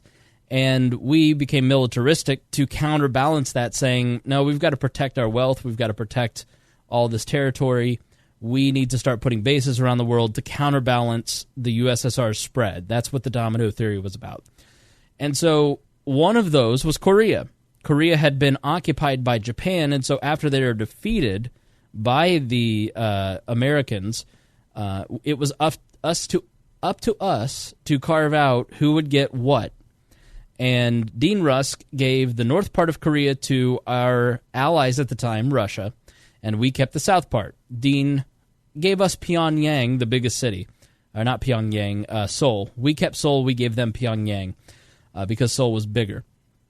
Now, that led to the Korean War because the Soviets invaded, and then Kim Il-sung and the Soviets invaded all the way into the tip of South Korea, took over the whole peninsula, so we fought them back. Well, that led to the Korean War, and at the end of the Korean War, it was never there was never a peace treaty. It has been a stalemate, a ceasefire ever since. So it was announced today that the two Koreas, South and North Korea, are discussing plans to announce an official end to the military conflict between the two countries that are still technically at war. At next week's summit between South Korean President Moon Jae-in and North Korea leader Kim Jong-un, the two neighbors may release a joint statement saying they will seek to ease military tension and to end confrontation. A direct phone line between Moon and Kim may be connected around Friday, Moon's chief of staff said. It hasn't been decided when and where they would hold their first conversation. No peace treaty had been signed to replace the 1953 armistice that ended the Korean War, and the U.S. and North Korea have been at loggerheads since the formal hostilities ended. It could pave the way for a meeting between Kim and Donald Trump, the first sitting between an American president and a North Korean leader. Although in the 90s we did send Madeleine Albright, the Secretary of State, to go and meet, and we have had several heads of our state go meet with theirs. So, great news. It is going to be complicated, but you will be hearing a little bit about that. That is the history, the short history of all of that. So I would love to see peace in North Korea, and it's going to be hilarious, even though he had nothing to do with it, for Donald Trump to take credit, Brian. And one thing that really pisses me off is that we've had so many people who are in the establishment political world, if you will, who they're decrying this as some huge negative, because how dare we give North Korea and Kim Jong-un any sort of legitimacy? It's like, well, why the hell do you think he's acting the way he is right now? I mean, the reason he has been trying to get the nuclear weapons is so he can use that as a leveraging chip, a bargaining chip, to get to the table of international relations and to give himself some form of legitimacy. So the fact that we're actually at a point right now where he's using the nuclear program as a true bargaining chip, I think that's great. And if we can get a world right now where North Korea doesn't have nuclear weapons, it'd be great. I don't think maybe that's realistic. I think that we're going to see a positive, huggy kissy, great, outcome of this meeting, and then maybe like a year or so from now, something weird's going to happen, and we're going to find out, oh, he continued the nuclear weapon program experiments and the likes. And I'm trying to be optimistic. That my skeptic in me is telling me otherwise, but I hope I'm wrong. I would love to see it end up being a great outcome after 60 some odd years of war, or just stalemate essentially. So if we can get some final closure, I'm all for that. Well, the problem and the mistake that we always make is we buy into the propaganda, which is what James Madison was talking about. It's easy to manipulate a mind in the middle of war, and we're in a perpetual state of war. And so it's easy for us to get caught up in that fever, because war is a great seduction, as Chris Hedges wrote. So it is easy to look at Kim Jong-un like, oh, he's a crazy person. But he's not. He's a very rational actor. He grew up in Switzerland and went to German-speaking schools. I mean, he's a very intelligent individual from all accounts. So it's like James Comey saying Donald Trump is not. There's nothing more mentally deficient about Donald Trump. He's not feeble-minded. He's not a dumb person. He's of above average intelligence. He said he's just morally unfit to be president, and that's the same with Kim Jong-un. He's morally unfit to be a leader of a nation in the 21st century, or really ever. I mean, let's also consider the fact that he's got millions of people in pseudo concentration camps. I think that's a little shitty, but I mean, just a little. Just a little. I mean, that's the thing too. I hate when people are trying to make Kim Jong-un look like a better world leader than Donald Trump. It's right. Sit down. We do not have Donald Trump putting Americans into concentration camps and starving them like FDR did. Yeah. Get off your high horse. You have no moral justification if you are saying that FDR is one of your favorite presidents of all time, and then saying that Donald Trump is less than Kim Jong-un on an international stage. Knock it off. That's complete never Trump derangement syndrome. I'm not a fan of the man by any stretch of the imagination, but it's gotten to a point where the hyper, just nonsensical reactions to anything Trump does, it's so stupid, and it has no semblance of thought or reality or logic. And I'm sorry for the tangent, but my God, people who get into this mindset just drive me absolutely insane. Well, it's so much easier for our brains to make a moral equivalency between two things like that when they're not. There's not a moral equivalency between the two. If Donald Trump had ultimate power, do I think he would be Kim Jong-un? Yeah. But do I think he'd be? He would be what's his name? The guy from China. Him. Oh, Z. He would be him. Yeah. So he'd be him because he thinks that when he just got his dictatorship for life, he thought that was cool. He would be him if he had the choice. Let's move on to our final story of the night, which is that it's tax day, Brian. Have you paid your taxes? I did. How bad was it? So I actually got money back, and by money back I mean I got my own money back. So I'm actually lucky. My birthday is usually tax day. My birthday is April 15th. Ooh. So usually I spend my birthday giving money of my own to the government because they want more money from me. But this year it was twofold. Tax day was not on my birthday, and I got money back. So I'm in good spirits as we go forward here into the end of April. I have 4 hours to file the extension. Okay, so hopefully when I do that, the IRS website will be up. Did you know that the website crashed today? That is like the epitome of government in one circumstance. The IRS website going down on the one day that they're supposed to have their taxes all filed so they can take more money from the American people. That is just, it's so fitting. It's even dumber than that because people yesterday and today were getting a notification that says, this service is currently unavailable. We apologize for any inconvenience and fines that we will fine you with. So just last week, the agency released a glowing press release about its new mobile-friendly site designed to help people who need last-minute tax information. The helpful links in it are all down. This leaves possibly 30 million people. So the commissioner, the head of the IRS, basically said, the commissioner told reporters that the agency had already received some 120 million of 150 million expected returns. That means 30 million people wait until the very last minute to file their returns, or just don't do it at all. If you're, what's the Peter Schiff's dad, Ira Schiff. So here's the thing: I work on websites for a living.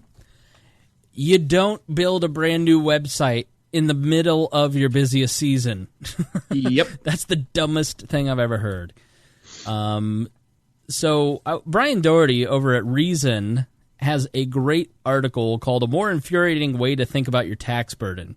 And so what Brian Doherty did is he goes through and lists 17 government expenditures, ranked smallest to largest, that some of you may resent your taxes going to. Public broadcasting, for example, costs just $1.37 per citizen each year, far less than you pay to avoid getting kicked out of a Starbucks every day. Which I thought was a topical. I like it. Nice rim shot from Brian Doherty, the author of the great book Radicals for Capitalism. So let's go through some of these. The top is $43,000 for a soundproof booth by EPA Chief Scott Pruitt. Every cent of the tax paid by 22 suckers with taxable incomes of $16,000 will go to pay for it. I don't know what you would use a soundproof booth for. I mean, like in the era of Me Too, why does anybody need a soundproof booth? That just seems like a. I mean, that's like a. What the hell is his name? The guy from NBC. Dr. Evil. Oh, no. Matt Lauer. Yeah, the same person, Dr. Evil, Matt Lauer. Yeah, with his button underneath the table that locked the door. I mean, like, why do you need that? It's the same thing with a soundproof booth. All right, so obviously arts funding. You could fill the list with arts funding, and you know, art is important, but not when taxpayers pay for it. And one colorful example is Doggy Hamlet. It's a live performance, the LA Times describes, involves a flock of sheep, 3 herding dogs, 6 human performers, a few scattered pelts, and plenty of green grass, and very little, if any, Shakespeare. The narrative threatened to emerge at one point, at points in production that never really took hold. So they tried to put Shakespeare into Doggy Hamlet, but it didn't work. And it only cost $45,000 of our money.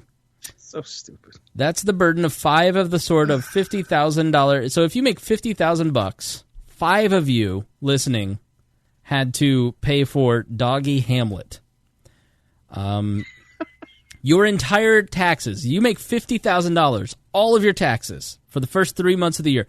The first 3 months of the year that you worked, it went to Doggy Hamlet. 5 of you. Okay. Legal education for the Department of Energy employees. According to 2017 report from the Inspector General for the Department of Energy, the department paid for 29 college courses totaling of $138,000 for a general engineer to obtain a law degree. The report concluded that most of the courses were unrelated to his position at the department, even though the rules governing such payments for employee education require training be applicable to the work responsibilities. He enjoyed 36 Americans who make $28,000. Guess what? 36 of you making $28,000. All of your taxes went to it. Jesus. Yeah. Like you don't know whether to laugh or cry. Like this is just so sad. Those of you who hate bombing, a single one of the 66 Tomahawk cruise missiles that rained down on 3 Syrian targets this week cost $1.4 million. That's chump change for the government, but that's the entire tax of 446 people who make $24,000. All right, so basically the salary of an infantryman. 446 of our soldiers, all of their taxes went to pay for one of the 66 Tomahawk missiles. Afghan prison. You guys got an Afghan prison. 6,319 of you are paying at the rate if you make $15,000. 6,000 of you are paying for an $11.3 million prison. 3 of its buildings were unusually poorly constructed. So guess what? An unused IRS email program. Treasury Inspector General for Tax Administration reported in 2016 that they had purchased subscriptions for an enterprise email system that, as it turns out, it couldn't use. The purchase was made without first determining project infrastructure needs. They just basically bought whatever they wanted to buy, and the IRS paid $12 million for it over a 2-year period. So if you made $20,000, 4,728 of you paid for that unused email system. Yeah. That's insane. Like, I don't mean to interrupt. Like, so my day job, I do communications consulting, and I work with companies all over the greater Philadelphia area, and we essentially help them with their phone and internet services. And just to give you an example, I'm working with an account right now that for a 3-year contract is around $910,000, and it's for their entire phone network, and it's done by a private company. And I can't even imagine, like, if we had proposed something to the IRS of similar scale, like we could have proposed probably like a $1 million phone solution to the IRS, and we could have raised the price to be like $30 million because they're going to pay for it. It's just, it's absolute insanity. You want to know what else is insanity? What? People who make between $100,000 and $200,000, 5,575 taxpayers who make $100,000 to $200,000 paid for Donald Trump's inauguration. So, despite over $100 million raised from private sources, it still cost $100 million in public funds. That's 5,575 taxpayers in the $100,000 bracket. Federal grazing fees.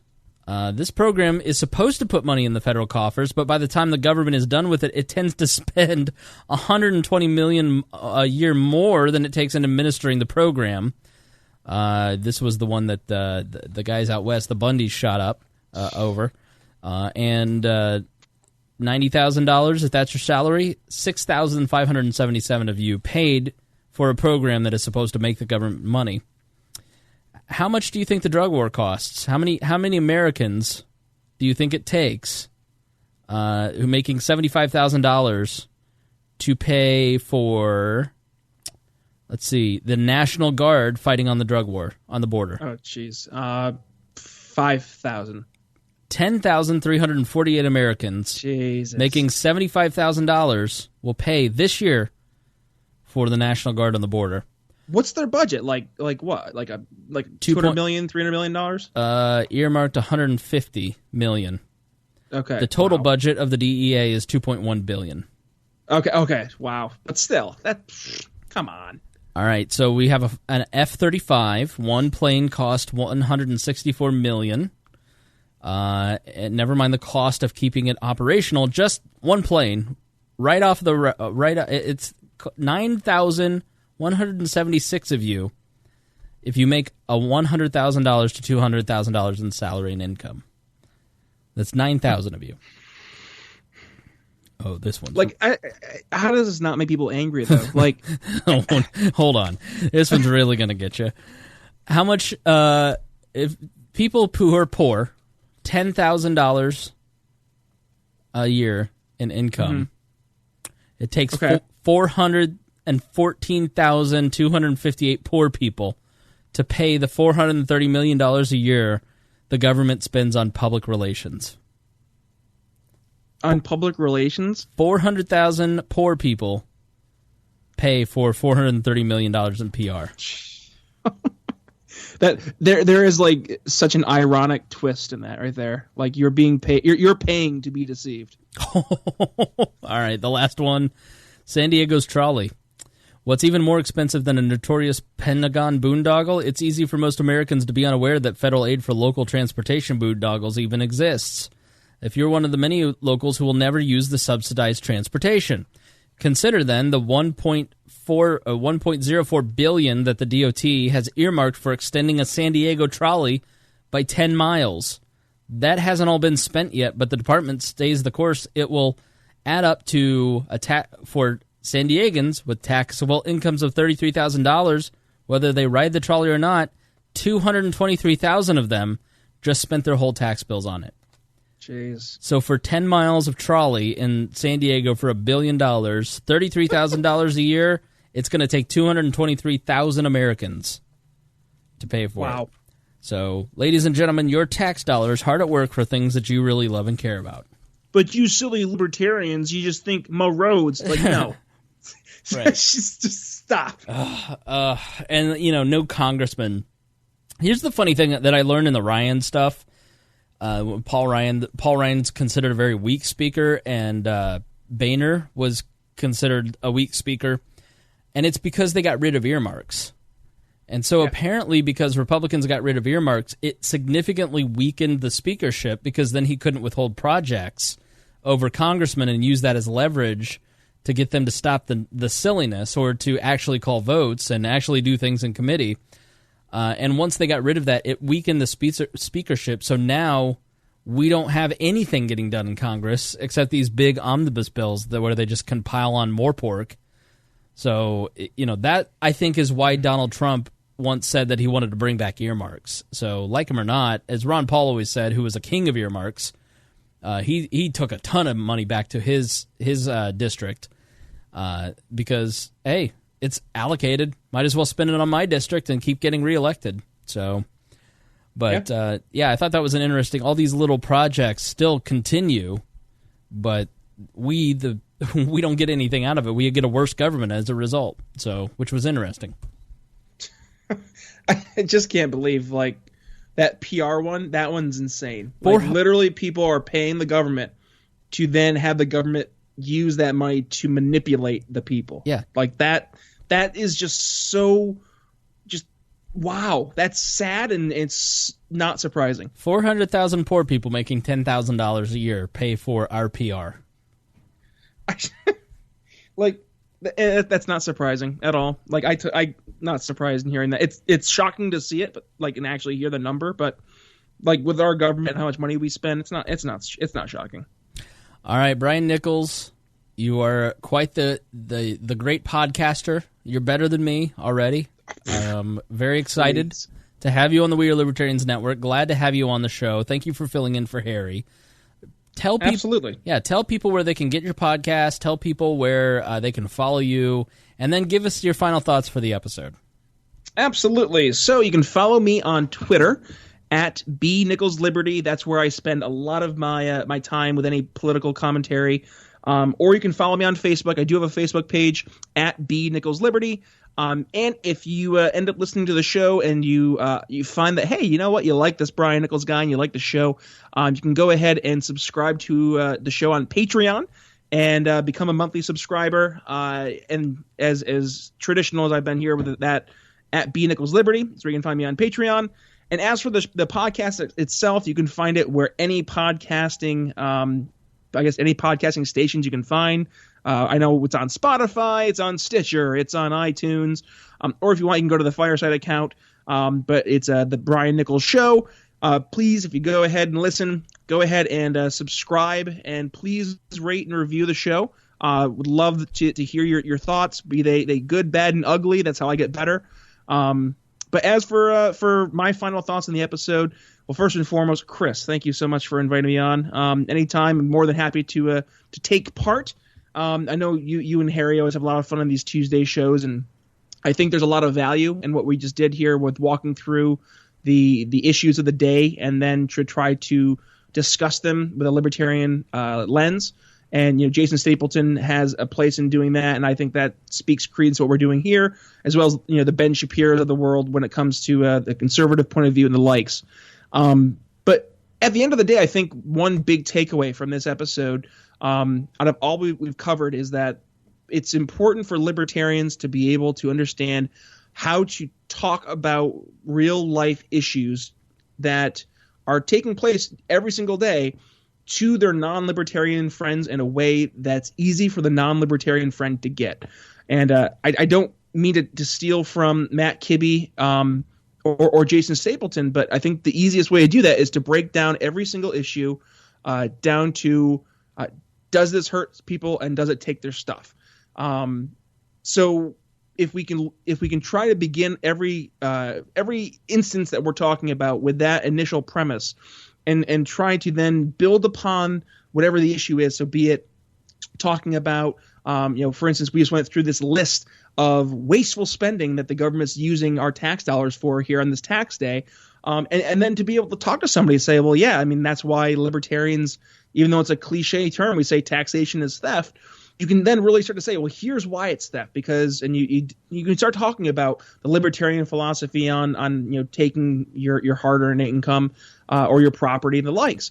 And I think for libertarians, in order to see any positive outcomes in be it 2018 or 2020, it first starts at home. It starts with talking to your friends, your family, and those individuals who you're close to that maybe aren't even in the libertarian circles, or they're not even politically motivated, because those are the people we need to bring on board. And it won't happen if you start out screaming about public schools being abolished and start out screaming taxation is theft. It starts by trying to make yourself look human, make our movement look human, and to make us seem like we're sensible, understanding, caring people who understand and can empathize with real life situations, and then show how liberty and libertarian ideals can help those situations going forward. Yeah, you don't have to be human, just try and look it. Exactly. No reptilian skin like Mark Zuckerberg there in Congress. Or Bill Nelson from Florida. Wow. Oh, yeah, listen, I am not one of those people that think like the lizard people exist, but he might do it for me. Yeah, I totally agree. I think if you listen to this episode and you go, why are you against bombing in Syria? We just need to bring our troops home.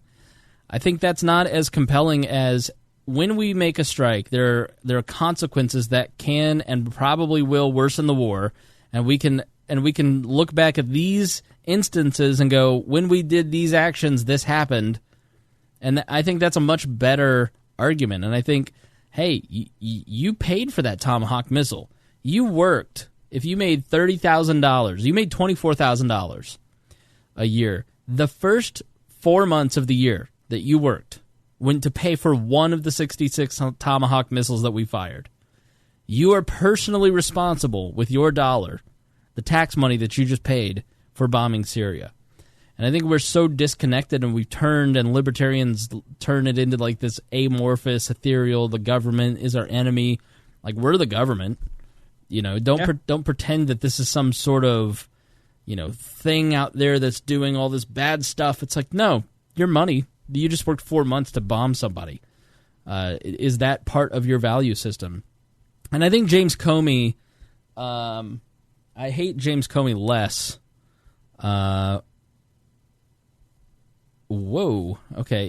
James Comey basically said at the end of his interview with George Stephanopoulos, he said, hey, do you think that he should be impeached?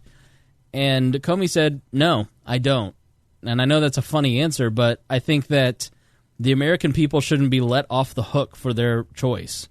And if they think that they can just vote in whomever they like and then impeach them if they don't like them, then that's letting them off the hook. You have to pay attention when you vote, and you have to go to the polls and vote your values. And Comey was preaching exactly what we say here. Every vote is your value system. So I don't want to hear any of this, libertarians just don't win.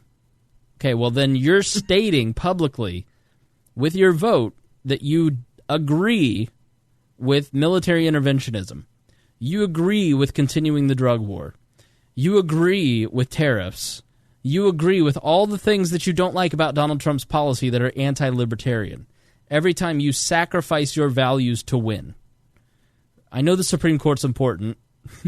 I get it. But Gorsuch. Right. So we'll talk about him Thursday. He voted with the liberals, and the right is terrified, but even though he voted with the rule of law. But we'll dig into that later. You vote your values, and don't let any externalities factor into that. Vote your values. I was just surprised because the CIA director, Mike Pompeo, according to the New York Times, is said to have met with Kim Jong-un in recent weeks to set up a meeting with Donald Trump. So met with him in person? Yeah, the CIA director met with Kim Jong-un in secret. Oh, great. Yeah, let me just pull that story I'm sure up. that'll be great in his confirmation hearing for Secretary of State. Yeah, that's a really kind of a shocking thing. Like, you don't, like, the CIA sends in spooks to overthrow a government, not to meet with a head of state. But I think that speaks to Pompeo, who is the incoming Secretary of State if he gets confirmed. Pompeo's really trusted by Trump. He's one of the few people that Trump actually trusts anymore. Trump sent Pompeo to meet with Kim Jong-un over Easter to lay the groundwork for the summit. Trump's been briefed on the trip. Trump alluded to Pompeo's mission on Tuesday in Mar-a-Lago when he said that the U.S. was in direct talks with North Korea at extremely high levels, and that the White House was looking at 5 sites for a potential meeting with the leaders. So that was today that was said. The Washington Post broke the story. Pompeo has already been dealing with North Korea and South Korea as well. And Trump said he would give his blessing to North and South Korea to discuss the end of the war when the leaders of those countries met later this month. Isn't that nice of the United States president to give his blessing to 2 countries to make peace? He said it as he welcomed Prime Minister Shinzo Abe of Japan, 2 of the most corrupt leaders in the world, meeting at once. That's nice. Abe is actually thinking about stepping down because of corruption. Let's see. Yeah, so that's great. I believe there's lots of goodwill. They do respect us. We're respectful of them. So look at that, turning near nuclear war into a victory. I'm telling you, if he signs a peace accord, and now here's why all the foreign policy establishment, which has led us into perpetual war for the last 80 years, what they say is. He's just fooling you. He's just trying to get you to the table to get money. He will continue building nuclear weapons, and then we'll have the same problem 10 years from now. Okay, so what's your alternative? Nuclear war on the peninsula of Korea? Because that's the alternative. There isn't really one. So peace in North Korea is a good thing, and signed agreements and treaties amongst countries are a good thing. You want North Korea, South Korea, the United States, Japan, and China all to enter into a peace agreement, so nobody gets led into war, okay? That's a good thing. So, good news. All right. Good news indeed. Yes, so thank you for joining me here on the show, Brian. Absolutely. I want to thank Christy Avery for having me up to speak in Fort Wayne. I recorded my speech. It was okay, and I will put that in the Chris Spangle Show feed, where I talked about the 2 mistakes that libertarians make in messaging. And I want to thank Craig DeCosta, Jason Doolittle, Christy Avery, and Brandon Luke for being our $100 a month subscribers. Thanks to Michael Eugene Rowe, Derek Scott, and James Harrison. We'll throw you in there. Thank you guys for joining. And Amy Hill, who just joined as a Patreon subscriber today and sent me a very lovely note. She was just saying that she's really enjoyed the show over the last 6 months. The show has gone through some changes. I don't know if you heard, Brian. But the show is... It has? Yes. What? Much different than it used to be in cast and also in tone. I've tried to make it much more straightforward and less fluff, and I am getting a lot of people saying they really like that. And I want to thank the people who are saying that, because, Brian, I cannot tell you how nervous I was to switch from, half comedy, half news, to more information, straight out of the gate, less personality. And people have been really nice about it. So don't be afraid to just jump out there and try something new with your podcast. Yeah. All right. I'm digging it. All right, man. Thank you for joining me. Listen to the Brian Nichols Show. Listen to the Chris Spangle Show. Listen to We Are Libertarians. And listen to your mother. And until then, we say we'll see you on Thursday. Bing, bing, bing, bing. Bing, bing, bing. All right, You have Dave. my permission.